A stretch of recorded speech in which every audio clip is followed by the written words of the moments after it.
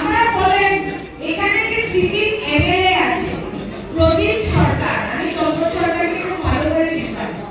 প্রদীপ সরকার কি 26-এর এই নির্বাচনে জিততে পারবে? আপনারা বলেন পারবে না। তো কংগ্রেসকে ভোটটা দিয়ে লাভ কি?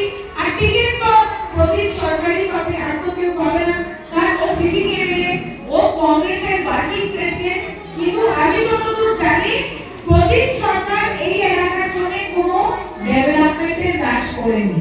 প্রদীপ সরকার দিল্লিতে গিয়ে বড় নেতা হয়েছে, কিন্তু আমাদের আপনাদের মতো মানুষরা যারা প্রদীপ সরকারকে ভোট দিয়েছেন, আপনাদের জন্য প্রদীপ সরকার কিছু করতে পারে না।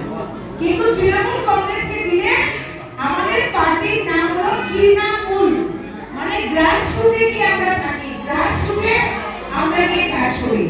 আর বিজেপি যারা নিজেকে হিন্দু দল বলে, ওরা বলে যে মমতা ব্যানার্জি নাকি খালি মাইনরিটির দিকে তাকায়। দেখেন মমতা ব্যানার্জি পশ্চিমবঙ্গতে যদি হিন্দু ভোট না পায়, মমতা ব্যানার্জি চিফ মিনিস্টার হতে পারে না।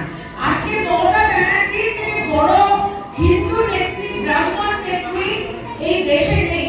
আপনারা যদি ওয়েস্ট বেঙ্গলে যান, দীঘা সমুদ্রের পার আছে, দীঘা বেঙ্গলে দেখে আসবে কত বড় জগন্নাথ